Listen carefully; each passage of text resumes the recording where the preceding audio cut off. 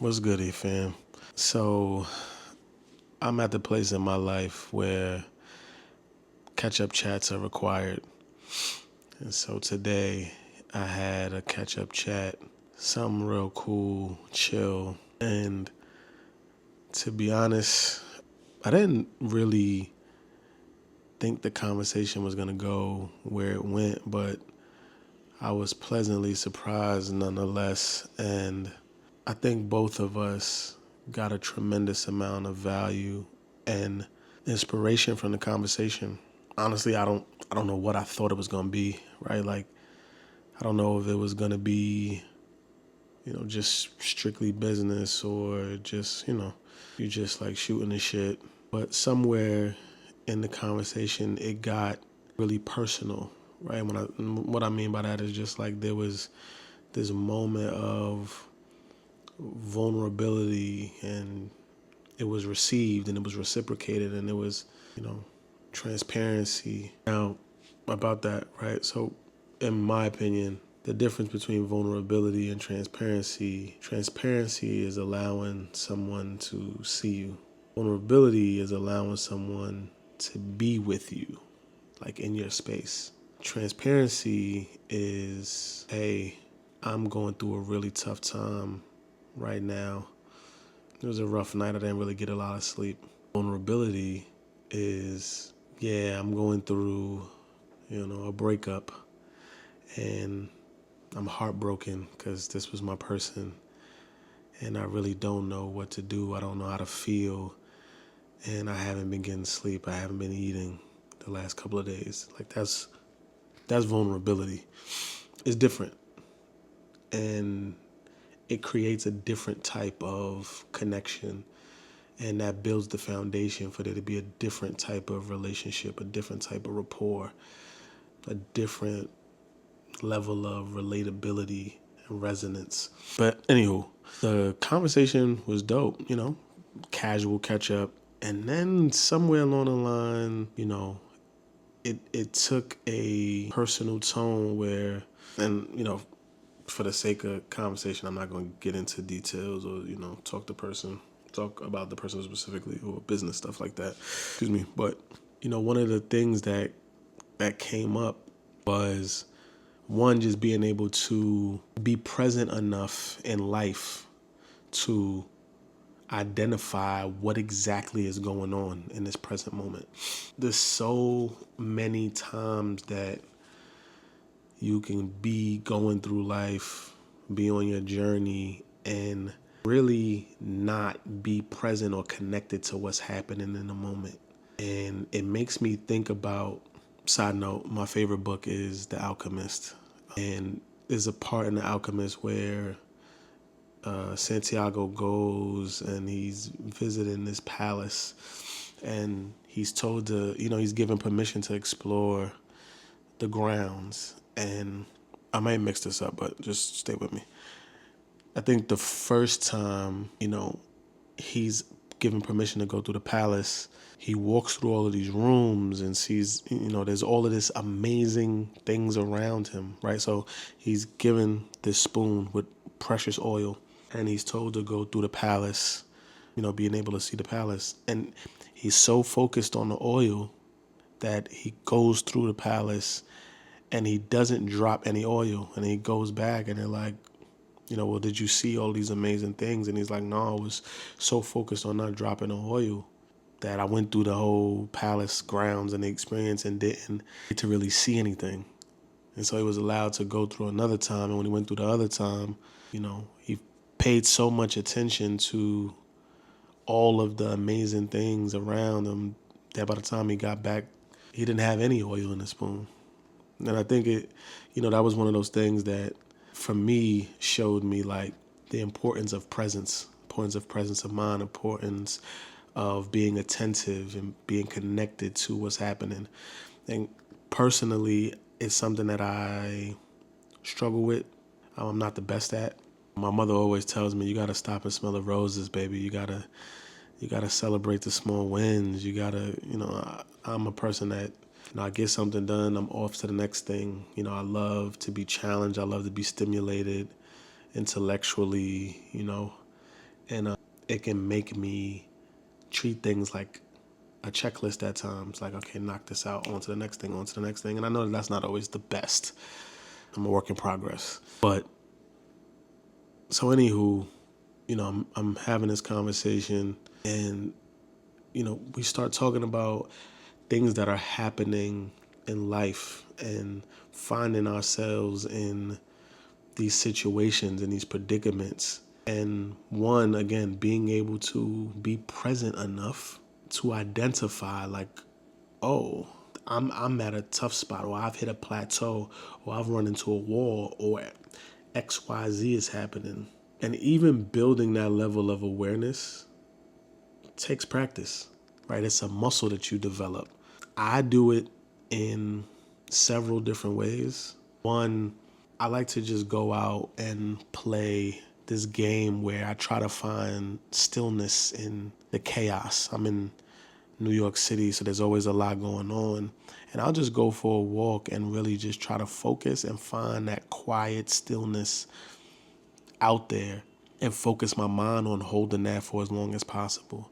Do things like meditate. I've gone on, retreats, live like a monk for like 10 days silently and doing all sorts of stuff. So I like to do things that challenge me to be able to be present, be connected to my internal world, but also what's externally around me. And being able to do that, having presence of mind, creates the environment for me to exercise, the power of choice, to be able to analyze what's going on and be able to evaluate if this is for me or not, or if this is something that is aligned with who I am and where I want to go. The thing I, spoke to and imparted on, my buddy, was control the controllables. Like, there's always going to be something happening. Life is always going to life. The world is never going to stop for anybody. But the important thing is to keep things in perspective and control what you can control. I have certainly been guilty of willing things to happen, or feeling like I can will things to happen. And that for a long time, it was a strategy of success for me, to be able to impose my will to make things happen. But it creates this false perception that you are actually in control of variables outside of yourself, and you're really not. So then you start to become dependent on this, and you start to develop this ego, or this false sense of confidence that, like, you're driving things to happen. And eventually life reminds you that you're not really doing all of that. And it humbles you. And in some instances, it can cause you to worry. It can cause you to get anxious. But when you ground yourself in the idea that, hey, one, I'm doing my best, and two, it doesn't make sense to worry about something that you don't have control over, because you can't influence that thing, right? Worrying is like paying the price for a problem that didn't even present itself yet. It doesn't do you any good. And so, through this conversation, there was talk about being able to discern what's for you and what's not. Like, being able to, know or identify, like, am I making the right choice? Or can I fix this problem? Or can I fix this person? Or how will I know that I won't have buyer's remorse when I make this decision? And, I just shared examples of times in my life when I've had to resign to trust in my process, trust in myself, and focusing solely on what I had control over. And that was me. That was my mindset. That was, my actions, my words. That was my effort, my energy, my attitude. Those are the only things that I can control. So there's somebody, watching this right now, and you going through a tough time. You might be in a relationship that doesn't feel right. Or you might be, working with somebody and it's high conflict and it's high stress. Or you might be trying to figure out if you should quit your job or not, or stay. You might be trying to figure out if you need to, move to the new city and give yourself a fresh start. You might be trying to figure out if you need to put a boundary in place or cut off a toxic friend or a family member. Whatever it is, I want you to understand that the only thing that you have control and ownership over is yourself. You can't fix anybody. You can't fix a situation. But what I found is that situations usually get fixed or change in some way when you change yourself, when you reframe your perspective, when you take action, when you force and establish boundaries. Like, those are the things that create the change. It's not necessarily these external things.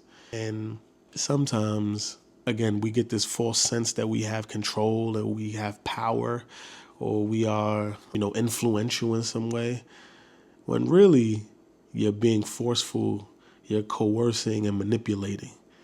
And when you get to sort of an elevated sense of awareness and self, you don't want to function under those pretenses. You don't want to operate from that place because it's not genuine, it's not authentic, right? It's not healthy. And I was talking through with this buddy of mine, hey, listen, I was sharing about the last couple of days and all of the stuff that was going on with me and the things that I was dealing with and how even I got caught up in my flesh and being human and sitting with my feelings and emotion longer than I needed to, and how I was looking at all of these things that were outside of myself that I really didn't have any control over, that I couldn't change, because everything has a nature, has a purpose, and has its own time and its own development process, has its own journey. And while it may be connected to me and mine, I don't have say over what's happening over there. So, for me, in my mind, my higher self understands that the way to change the world is to change myself and how I connect and relate to the world. And that's what makes the world shift. And I think that's the beauty of mindset and perspective, is that I can be standing in the same place, looking at the same thing, and simply by choosing one perspective or another, I can completely change the narrative. I can completely change the mood. I can completely change the vibe of what's happening. And, it's something that, my father would tell me growing up, but I didn't really catch until, I got a little bit older and I started living some life. It was something that I really didn't know for certain until I experienced certain things in my life. And then it was just cemented in my psyche. And it's something that I always offer. It's perspective that I offer to the people that I come in contact, for them to take on, for them to choose for themselves. Because once you get to the place where you brace this idea and this understanding and this knowing that you can only control you, and it's an exercise in futility to try to coerce, manipulate, influence, or change other people, places, and things. You have to be the change and you have to bring the change that you want to see. Again, it isn't the environment that's changing, it's you. And so if you want things to be different, you have to see things with different eyes, from a different frame, from a different perspective. And then ultimately you have to have the courage, you have to have the audacity to make the decisions that you need to make. Because you can acknowledge something, you can be aware of something, but if you don't, execute, if you don't make decisions, if you don't declare that things be different, it won't be. And so I was in a very uncomfortable situation, and I simply chose for things to be different because I said so, and I let my buddy know, like, hey, it's clear, it's evident that you know that this isn't the best situation. It's clear that there's a level of discomfort. It's clear that there's a lack of alignment with these different things. And so with that awareness comes the responsibility of making a choice. You can either continue to do more of what's been going on. You can continue to deal with what you've been dealing with, or if you don't want to anymore, or if you know that you know you want better, you want different, or you just want what's for you, you have a decision to make. And you can't control how people think, how people feel, how people respond to you and what you choose, and nor should you care, right? What people think about you, what people think about what you want to do, what people think about what you've done has nothing to do with you, and it's none of your business. So it's a waste of time getting caught up in other people's opinions and other people's thoughts and other people's reactions, because you are the person who has to stand on your 10 toes every day. You're the person that has to live in the skin you're in, nobody else. When you transition out of this life, when they pack you up, you're going to go by yourself. And, once you understand that, you move with a different, you move with a different energy. You move, and it's not personal, and it's not with any spite. It's not with any, any level of negativity or being vindictive, but it's just like, bro, this is on me. I can't allow, your thoughts and your opinions to, drive where I'm going with my life. Because there's a lot of people who are unhappy and uncomfortable with the life that they live, and it's simply because they're trying to change things that they either don't have the power to change, or they care about things that they shouldn't care about. It's like, do you care about being at peace more than you care about making sure somebody else is happy with you? I don't know about y'all, but for me, peace is paramount, and I'm willing to do anything to have it, right? And this thing called life is short, and tomorrows are not promised.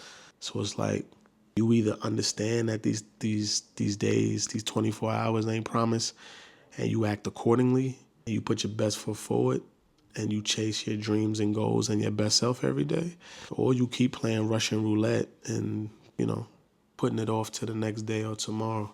But yeah, it was, the conversation was, it reinforced a lot of things. It was confirmation in a lot of ways. It was inspiring, right? There was epiphanies, there was breakthroughs. But, for me, it was just reassuring and confirmation that, like, yeah, double down on the things that you know you need to do. Remove distractions, focus, lock in, do your do, control the controllables, right? The moment at which you know that you're not in alignment, it's your responsibility to get yourself back there at whatever cost, at whatever expense. It makes me think about opportunity costs. Sometimes we're afraid of what it's going to cost us for things to be different, not realizing that every day that we keep things the same, it's costing us something, and possibly something bigger, likely something that's keeping us up at night, likely something we've always dreamt of or wanted to do. And so we owe it to ourselves, and we owe it to the people we're responsible to, and the people that look up to us, the people that's coming after us, to live fully, be fully expressed, and really go for it, so we could share the lessons, so we could give the blueprint, we could pay it forward. And I think that's also what felt really good about the conversation today, was being able to share something, not that I've read in a book, but something that I lived, things that I've experienced. And, my pain wasn't in vain. My experience wasn't for naught. I did the work to learn, to glean insight, and I'm able to share that to support somebody else in their journey. And, even just, impacting one life, I know that person is going to take that and do something in their life, and there's no telling how many people they're able to influence. And I think that's the beautiful thing about life. You know, even if you change one person's life, that person's life being changed has an infinite ripple effect on the world, on the universe. And that's pretty dope. That's pretty dope. And it's not something to sneeze at. And so, yeah, if I leave you with anything, stop worrying about what happened in the past. Stop being concerned about what's coming around the corner and focus on the now. Focus on the present. Stop worrying about people's opinions, what they're going to think. Stop getting lost in the what ifs and focus on what you're going to do. Control the controllables, because the reality is you can't do anything about all of the other stuff. Just make it happen. Just do your do. And have peace about your journey. Trust your process. Don't be tied up in the outcomes of, don't attach yourself to the outcome. Fall in love with the process and the journey and the day to day. There's a lot of lessons, a lot of gems, a lot of flowers waiting for you. And that's the richness of life. That's the riches that we get to experience. It's up to you if you want to allow yourself to experience it. Control the controllables.